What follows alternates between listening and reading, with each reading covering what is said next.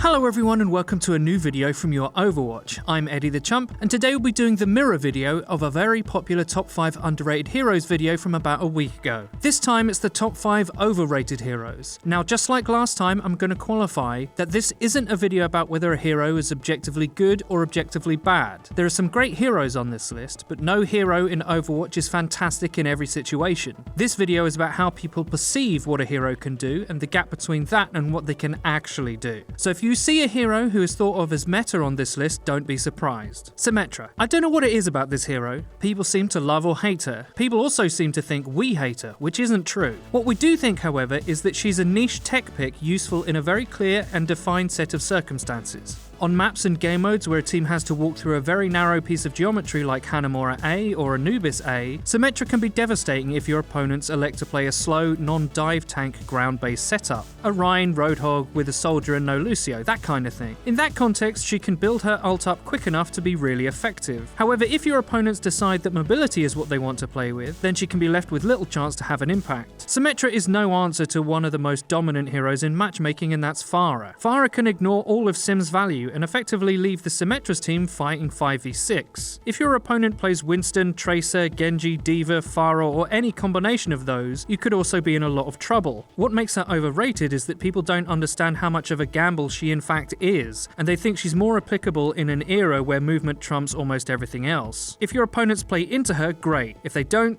reset for next point. Lucio. What, your Overwatch? You made videos for months espousing the virtues of the Golden Frog DJ man. You said he was the best hero in the game. Well, dear viewers, that was in the I only have to exist to win era. Don't you know my aura's reached to the surface of the moon? The Lucio we're saying is overrated is the new DPS Lucio. Now let me make this clear. Lucio is still sick. In some ways he's better than he was before, but there's one thing we need to remember. He's much harder to play now and get the same value as before. There used to be a time where in a lot of contexts, if your team didn't have a Lucio and your opponent did, your lack of speed aura could be extremely punishing. It affected deeply how a team engaged or disengaged and was a big edge in the mid-fight. If you didn't have that and your enemies did, especially on game types like King of the Hill, you could hear the fat lady singing as if she was right next to you giving you a private performance. Now though, because it's so much harder for the Lucio player to always be in the right place, if you don't have a Lucio, you don't get punished as much. In an indirect way, the changes to Lucio made Mercy a lot better. Don't be fooled though, it's still hard to argue that he isn't a must-pick on King of the Hill. The irony is, he gets picked more now because he has the potential for much more individual impact instead of before,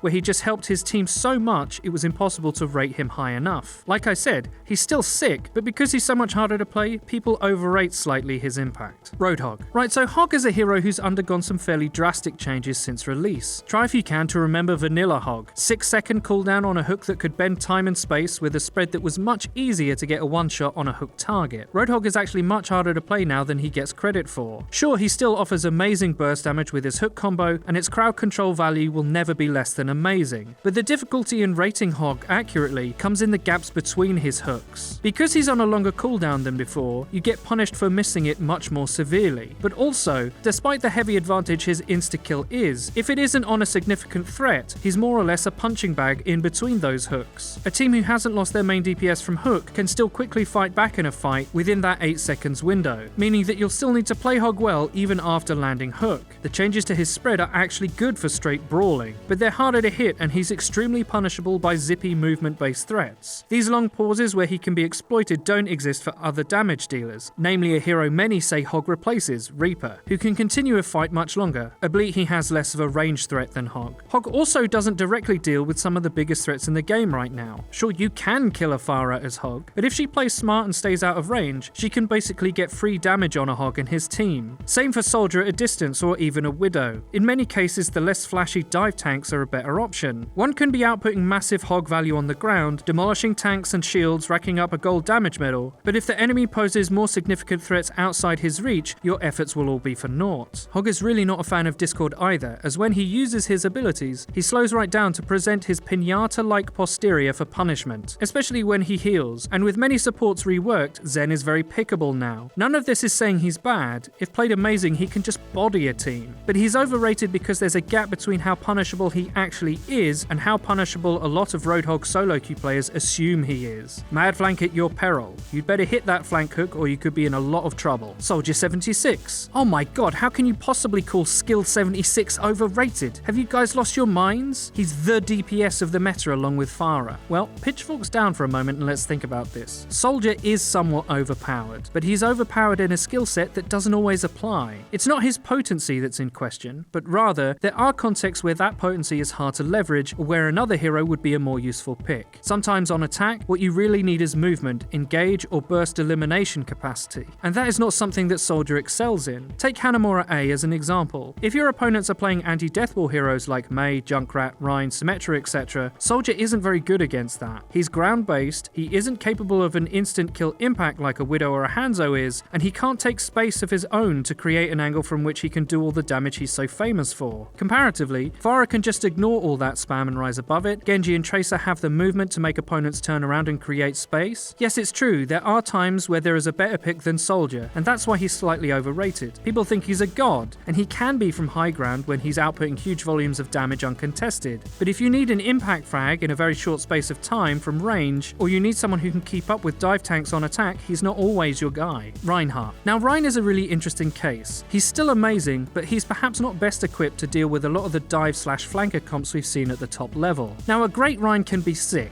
No squishy little flanker is happy about being swung at and hit by Rein's hammer, but he can be quickly outpaced by more movement-based tanks like Winston and D.Va. There's also the fact that he's pretty weak against Farah. To shield his team against Farah, Rein has to slow himself right down with his shield and be at the right angle. If your team is being attacked by a flanker DPS at the same time as that Farah, well, you can begin to see where there's a problem. Now a lot of the time, especially at lower levels, teams aren't always coordinated enough to pose that kind of multi-angle threat to you. There are plenty of occasions where running a Rein is exactly what you should be doing, but he's not right in every scenario despite people picking him almost automatically, hence why him being on this list. I'm sure this list will no doubt create much debate, so let us know what you guys think in the comment section below. If you liked the video, please don't forget to leave a rating. If you never want to miss one of our videos again, click the bell icon next to the subscribe button on our channel to join the notification squad. You'll be in good company. Please check out our Discord where you can join one of the biggest Discord communities for Overwatch out there. If you'd like to see us tilt live for your enjoyment, please check out our Twitch channel which will be linked in the description. Also finally, please follow the Your Overwatch Twitter. It's where you can find updates about new videos and streams. I've been Eddie the Chump, and until next time.